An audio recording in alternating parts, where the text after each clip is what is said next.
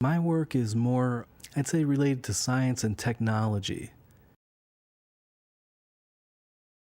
It's in between industry and nature and how those two come together.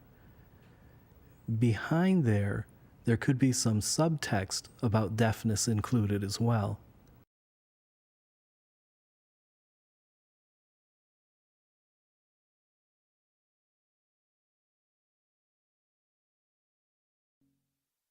My name is Randy Dunham, and my sign name is done like this because of art.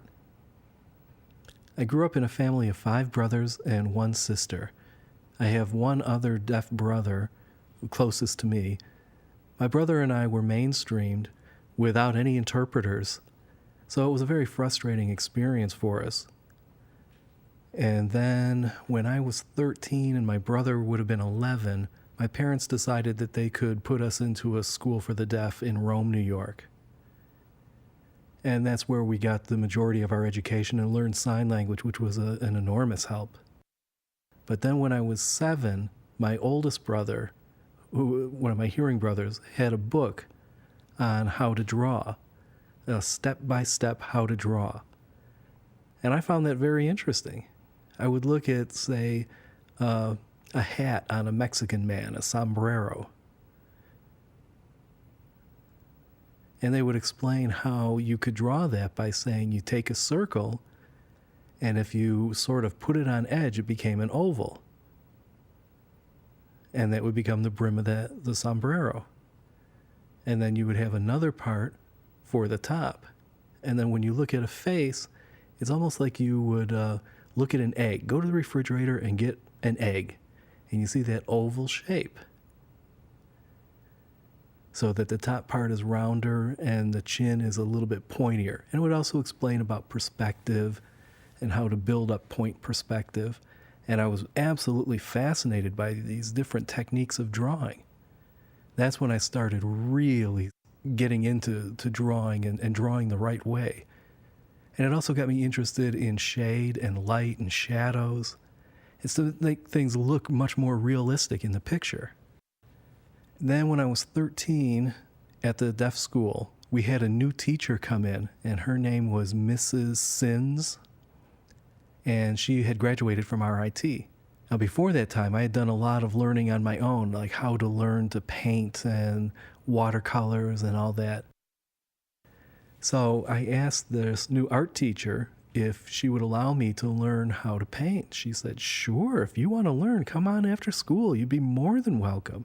And I was like, wow, this is great. So I would go there after school and I would learn the difference between acrylics and oils. And, you know, she was such a great teacher. Sometimes she would have to leave a little early, but she'd let me stay. The first was a sphere, or a bubble, let's say. And then outside there was a landscape, or seascape, with this bubble there. Then underneath it, it was breaking and it was kind of dripping. So that could be like a deaf person trying to break through the communication barrier, trying to get involved in a hearing world or trying to work with hearing people without letting ourselves down, to keep on who we are and working until we succeed. Another topic I do a lot has to do with smashing up of space or shapes. You know, a lot of broken barriers, you know, where the surroundings are very quiet or peaceful, having this big explosion, not so much that it's anger, but showing that, you know, people can do things. They can work with others. These shapes can work together just like people can work together. So what I'm trying to do is purposefully create a balance between nature and technology.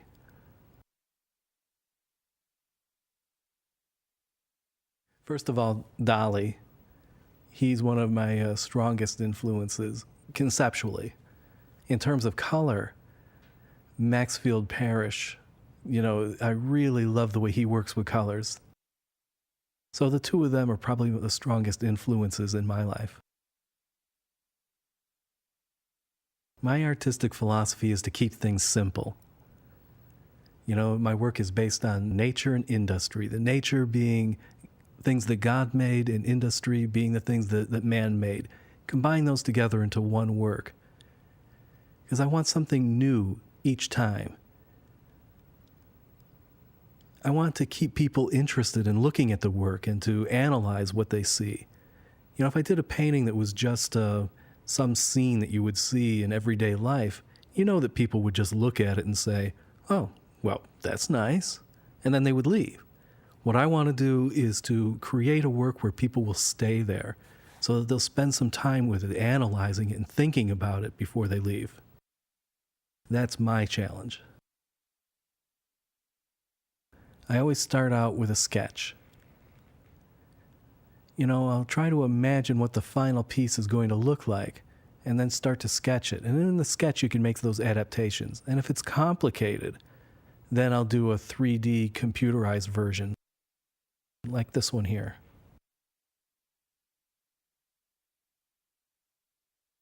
So, once you know where everything is going and what's going to be done, then you can go ahead and start on the actual piece, which will be much easier to complete that way. Because if you didn't have a sketch and you just started working and making all these changes on the fly, it would be much too big. You know, you need something small where you can make those changes much easier. Then you can complete your work much faster.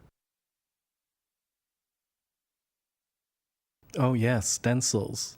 Yep. Those take a lot of time. You have to tape everything down, and then you have to transfer to the paper, and you have to work around where you need to cut out. Then you have to take it off and peel it off and then airbrush it, get the color exactly on that one area, let that dry, then cover over another area and airbrush it, then cover over. And there's a lot of covering and uncovering. And then when it's all done, you take everything apart, and then there's just going to be a little bit of line work left. You know, where you've missed some areas or you need to redo just to make things look better.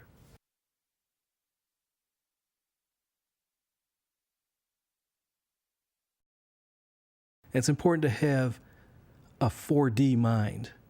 The first is desire to be the best in life or the best at your work. If you don't have that desire, it's just not going to be there for you. Second would be determination. You have to have determination, you know, to keep going. And you have to be determined to have the time to do that you want, to not let other situations, family, or other things interfere. You have to be very focused. Third is dedication. You have to spend a lot of time and a lot of focus. You know, it's like a gymnast for the Olympics. You see a lot of them succeed because they put in the time. You know, they go and work out early in the morning before they go to school. Then they practice after dinner. That's how you become successful. There is no shortcut. You have to be very, very focused and put in the time. Then the fourth is discipline. You know, you have to think about getting things done on time. You have to be there. You have to do your work. You can't think, oh, it's 6 o'clock in the morning, I don't want to get up. Maybe I'll start working at 7 or 8. You have to be disciplined. So those 4, I think, are the keys. Desire, determination, dedication, and discipline. If you have all 4 of those, then go for it. Be a full-time artist.